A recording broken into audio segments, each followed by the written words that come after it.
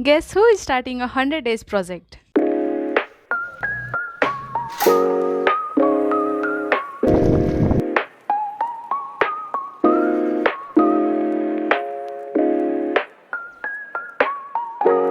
So hey guys, welcome back to another video.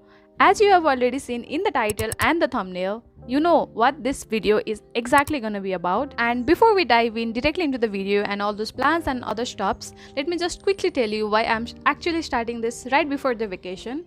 Because after the vacation, I will jump straight to my professional life as an architect, and there goes my free time. So, before the 9 to 5 swallows me whole, I'm just giving my passion a solid 100 uninterrupted days.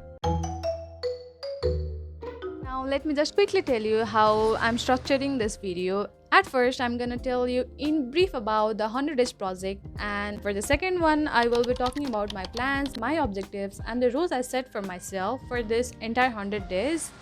And for the third one, I will be talking about my failed attempt in the past. And for the final and the conclusion part, I will be showing you the materials and all the other tools I'm thinking of using throughout this entire 100 days project. Without further ado, let's start. For anyone new to this, 100 days project is a global creative challenge discovered by Michael and Luna. Well, the catch is you pick up a creative thing and continue doing it for the 100 days, and you will start noticing your progress in real time. It's actually quite popular throughout the social medias and everywhere. So I think this much will be enough. Okay, now let's talk about my past attempt where I failed continuing the project for the 100 days. Like everyone else, I have a solid vision. Okay, so don't judge me. Well, I actually started a 100 days project back in January 2023, and I stopped at around day 85. Back then, my main goal was to improve my art skills while hitting the 1,000 subscribers on YouTube, which I did. Thank you. And when I hit that number, I was like, I have reached my finish line, and I don't know what happened, but I suddenly stopped painting, and that was it. I divided the entire 100 days in 21 days series. Like I did the 21 days of flowers, 21 days of birds, and a bunch of landscapes. It was all over my socials, my Instagrams, and here in YouTube, so some of you might have seen that. But let's not turn this video into a full nostalgia tour, and let me quickly show you the few pieces I painted in the series. You know, the first time I attempted a 100 days project, well, I did not start big. I started with flowers, and at that time I was still in college. My class started at 7 in the morning. So to paint a flower before class, I used to wake up at 4 a.m. and then edit videos in between lunch breaks, leisure periods. Basically, if you ever saw me back then, I was either painting, editing, or hunting down references. And you know what the crazy part is? I was not even comfortable with colors. I was more of a fine liner and ink person. I used to delay every color assignments possible in college, but this flower series forced me to step out of that comfort zone, and honestly, it taught me a lot. Another 21 days was the bird series, and finally, the landscapes. I thought it would be fun to keep them all in one sketchbook so I could flip through them later, and I started with colorful skies, stars, and eventually trees and mountains. That's where I really got better at color mixing and blending, especially with acrylics. I'm not kidding. After that series, I started noticing sets and shadows literally everywhere I went. Like I couldn't look at a tree normally anymore. I learned how to give depth by working with backgrounds, layering watercolors, how acrylic behaves, how light changes everything, and even a bit of videography. Before that, I did not know a thing about video editing. So, yeah, it was a very messy, very experimental, but very fun journey. And honestly, I don't think I would be here doing this new challenge if it wasn't for that first attempt.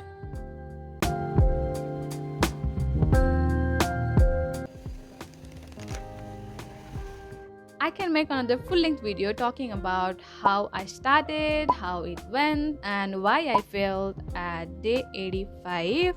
If you guys want, of course. But for now, let's focus on this challenge. I set the rule to finish one piece in 2 hours at max because I wanted to test my skills while progressing on YouTube. So I did not want to go over the intrinsic drawings and all, but this time there's a change. Okay, now let's talk about my new rules, plans and objectives I set for this challenge.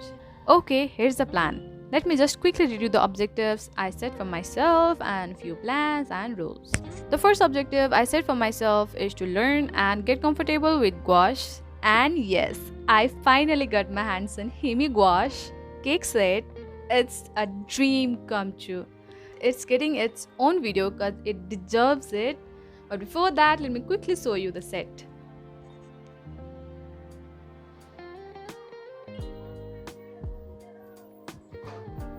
Okay, let me just quickly show this to you. I'm so excited to try this.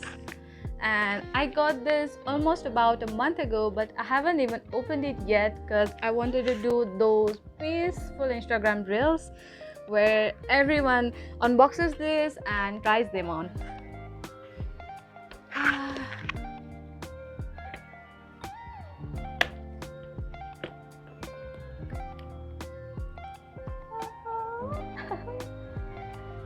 Look at these colors.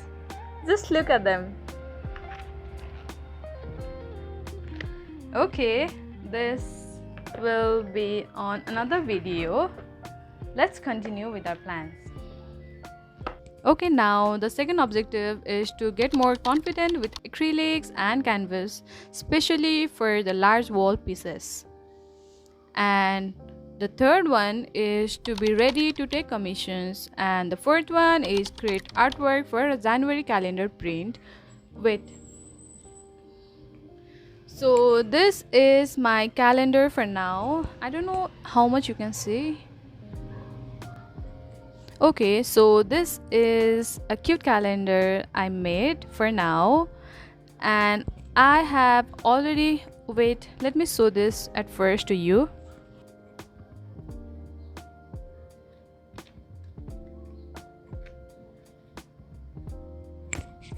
So I actually already saw this on my thesis blog, I think, and for now I'm recording all of my chaos in this calendar. It's cute, I know, but I want something prettier than this. And for this January, I want to collect all the art pieces and compile them as a calendar. It goes right there on my desk. I don't know if you can see. Well, over here. Anyway, the fifth one is to make tons of contents for socials and of course my art portfolio. And for the rules, the first one is to paint minimum 4 art pieces a week and one must be on canvas. I said this rule because I don't want to get burned out at first. Oh my god. And the second one is because I don't want to push that 100-day far away like I did in my previous art challenge. So I'm going a little less hard on myself. And the second rule is to prepare at least 6 reference images for the next week, beforehand of course. Since I'm not setting any time limit for this art challenge like I did in the previous one, if the piece is detailed, I'm gonna leave it right there and continue it the other day because I don't wanna force myself to finish one piece a day. And the next and the most important one is I'm gonna be working for 6 days and take a full day rest, so that I don't get drained and keep my energy intact. And of course, because I have a lot of other stuffs going on along with this series, but that's a story for another day. And as the final segment of this video, we're going to be talking about the materials and the tools I will be using in this challenge. Let's quickly go through the materials and tools I've collected for this challenge. Honestly, every time I see something that looks even remotely aesthetic, my brain goes, yep, you need that. And here we are. Starting off with my acrylic fabric set of 10 colors. These have been with me for a while and they are super handy whenever I need quick flat colors. Then comes the bigger tubes. My 120 ml acrylics. The first one I'm showing is this titanium white from Camel. This is basically the color I finished the fastest, and I also have a few from Pro Art, and I'll link the brands and materials in the description below if you are interested. Next, let's talk sketchbooks, because clearly I have a tiny problem with hoarding them. This first one is made of Nepali Lokta Kagaz. I found it in a small store in Basantapur that sells a lot of handmade other products. It was too pretty to leave behind, so of course I had to buy it, even though I had zero plans for it at the time. The paper feels thick and textured, so I think it will work well for both acrylic and gouache. But I'm not too sure about watercolor though. Let's see. Then we have another sketchbook I bought simply because, well, you know me by now. I could not walk away without it. This one has this beautiful muddy brown tone pages, and I actually used it to keep track of my previous 100 days project before abandoning it halfway. Anyway, I'm finally going to put it to use this time. This next one over here is my another A5 size sketchbook. I got this at an exhibition in Pulchok. It's still one of my unopened sketchbook. Oh, and this here is the very first watercolor sketchbook I bought. And this one's from Biswa Stationery. It's basically where I get 90% of my supplies. I've used just a few pages but loved how smooth it felt. This next one was everywhere in my college. My classmates used it for taking notes, but of course, I only used mine for sketches. Now, the big one, an A4 sketchbook. This is where I keep almost all of my anime drawings. It still has a good amount of pages left, so I'll add more anime art alongside this challenge. Moving on to the canvases, I've got this oddly proportioned canvas board from Picasso, and since I could not use my roll of raw canvases paper without a base, I started buying boards to go with it. I also have this cute mini canvas with a stand and a bunch of papers I cut down from my old college sheets, mostly French cartridge, and the chart paper we usually use for school assignments and projects. And this paper over here, I got them for making bookmarks. Some of them even still have my old nameplates on the corner, which is kind of funny. These are great for quick studies or testing out mediums. I even DIY'd a few canvas boards using leftover cake bases. Yes, cake bases. I taped them neatly at the back and they actually turned out pretty sturdy. Finally, these are few round boards, again from cake bases, and I'm also planning to buy some smaller canvases along the way.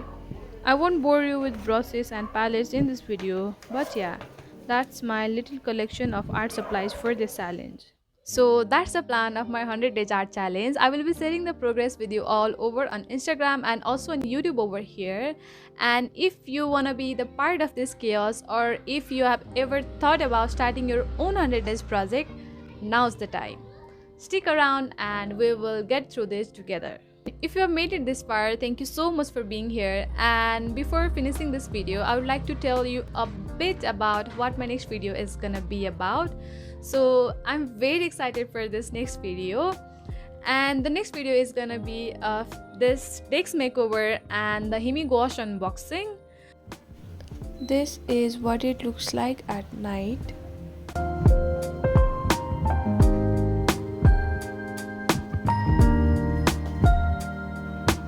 And I'm gonna fill this wall with a lot of colors over here, so stay tuned for that as well.